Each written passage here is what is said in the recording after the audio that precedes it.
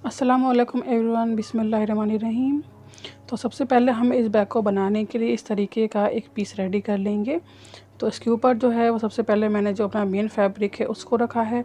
इसके पीछे जो है वो मैंने एक इनर पीस लगाया है और इसके बीच में जो है वो मैंने डल लगाई है, यानी कि जो आजकल जो रबर शीट आ रही है इसको फॉर्मिरन शीट बोलते हैं। तो इसको मैंने इसके बीच में रखा है।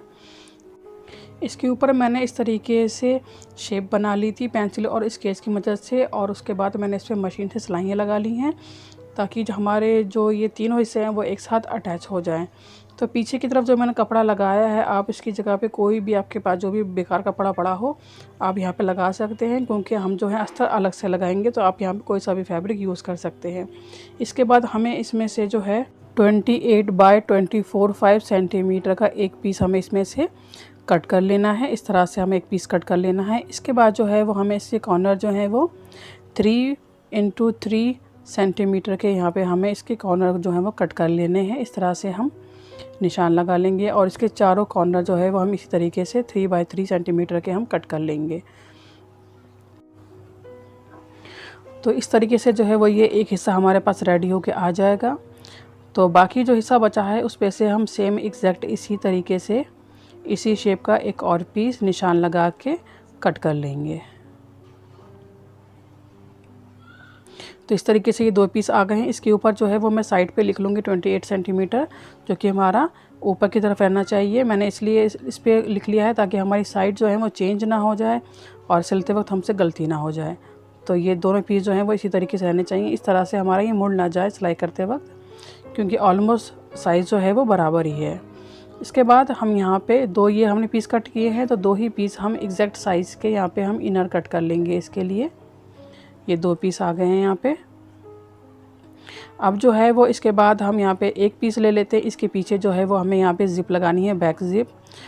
तो इसकी वीडियो ऑलरेडी मेरे चैनल पे है, तो यहाँ पे मैं आपको शो नहीं कर रही हूँ। वो आप जाके डिस्क्रिप्शन बॉक्स में जाके वो चेक कर लें, आपको वीडियो वहाँ से मिल जाएगी और आप बहुत ही आसानी से उससे बैक ज़िप जो है वो लगा सकते हैं। तो आप इसको ज़रूर ट्राई कीजिएगा। कोई भी इसको लगा सकता है, इस बैक ज़िप को कोई भी आसानी से लगा सकता है। और आप देख सकते हैं कि कितनी सफाई आई है इसके अंदर। तो आप वहाँ से इस बैक ज़िप को लगाना सीख सकते हैं। इसमें मैंने इसलिए नहीं सिखाया है क्योंकि वीडियो जो है फिर वो बहुत ज़्यादा लंबी हो जाती है। इसके बाद जो है वो हम एक और ज़िप ले लेंगे। इसको हम इसके ऊपर इस तरीके से रखेंगे उल्टा, और इस पर हम एक सिलाई लगा लेंगे। सिलाई लगाने के बाद इसके बाद हम इसका लेंगे इनर पीस, इसको भी हम इसके ऊपर रखेंगे। इसको पलट लेते हैं और इसी जो सिलाई हमने लगाई है एग्जैक्ट इसी सिलाई के ऊपर हमें एक और सिलाई लगानी है। तो इस तरीके से ये हमारे रेडी हो जाएंगे। तो इस तरह से पलटने के बाद जो है वो हम यहाँ पे सिलाई लगाएंगे, बिल्कुल किनारे पे एक सिलाई लगाएंगे ताकि ये ज़िप जो है वो इससे अच्छे से सेट हो जाए। तो यहाँ पे सिलाई मैंने लगा ली है। तो जो भी एक्स्ट्रा हमें ज़िप दिख रही है इसको हम कट कर देते हैं। अब सेम इसी तरीके से जैसे कि हमने ज़िप के एक साइड से इन हिस्सों को अटैच किया है, सेम इसी तरीके से हम दूसरी साइड पे भी दूसरे हिस्से को इस तरीके से हम अटैच कर लेंगे और उसी तरीके से हम अस्तर को भी अटैच कर लेंगे। तो इस तरीके से रखेंगे और इस पे हम एक सिलाई लगा लेंगे। अब देखिए दोनों हिस्सों को मैंने सेम उसी तरीके से रेडी कर लिया है। ज़िप के दोनों साइड पे मैंने सेम इसी तरीके से दोनों हिस्सों को मैंने लगा लिया है।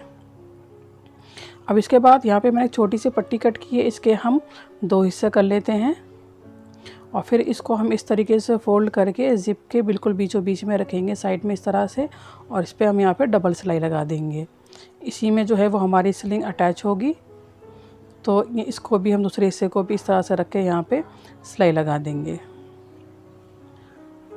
तो सिलाई देखिए मैंने लगा ली है, ये दोनों हिस्से अटैच हो गए। अब जो है हमें ये करना है, ज़िप पहले हम ओपन कर लेंगे।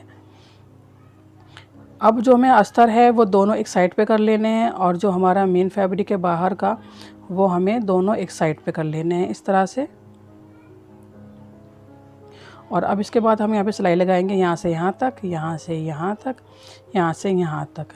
इसके जो कॉर्नर हैं वो अभी हमारे ओपन ही रहेंगे। इसी तरीके से यहाँ से यहाँ तक, यहाँ से यहाँ तक, और जो नीचे का हिस्सा है वो थोड़ा सा हमें ओपन छोड़ना है। यहाँ से यहाँ तक हमें इसको खुला रखना है। बाकी इसके जो ये दोनों साइड है उस पर हम सिलाई लगा लेंगे और बीच का हिस्सा हम ओपन ही छोड़ेंगे। इसके कॉर्नर भी फ़िलहाल ओपन ही रहेंगे। अब इसके बाद जब हमने सिलाई लगा ली है तो अब हमें इसके कॉर्नर को इस तरीके से ओपन करना है। इनकी सिलाइयों को बिल्कुल अच्छे से मैच कर लेना है इस तरह से।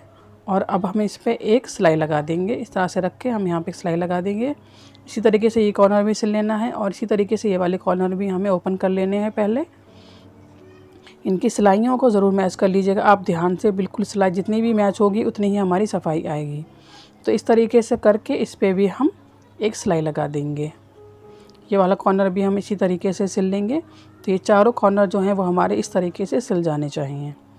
इसके बाद जो है वो देखिए मैंने ये सिल लिए हैं कॉर्नर और ये हिस्सा जो है मैंने ओपन ही छोड़ा है। अब हम ये वाले कॉर्नर जो है वो सिलेंगे, तो इनको भी हमें बस सेम इसी तरीके से सिल लेना है। ये देखिए इस तरह से रखा है ये हमने बाहर का हिस्सा, और ये अब हमें इस अस्तर जो है वो ये इस तरीके से खोल के इसकी सिलाइयों को भी मैच कर लेंगे। हम दोनों की सिलाइयाँ जो है वो मैच होनी चाहिए बस, और इसी तरीके से हम इस पर एक सिलाई लगा लेंगे। तो ये दोनों हिस्से जो है वो एक साथ ही सिले जाएंगे, एक ही सिलाई से दोनों हिस्से हमारे सिल जाएंगे। देखिए इस तरह से। अब हम इस बैग को पलट के सीधा कर लेते हैं।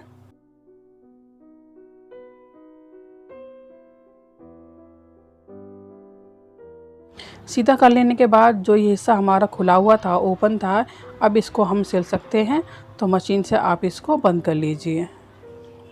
तो देखिए मैंने इसको मशीन से बंद कर लिया है और बैग जो है वो बिल्कुल हमारा बिल्कुल रेडी है। देखिए इस तरह से।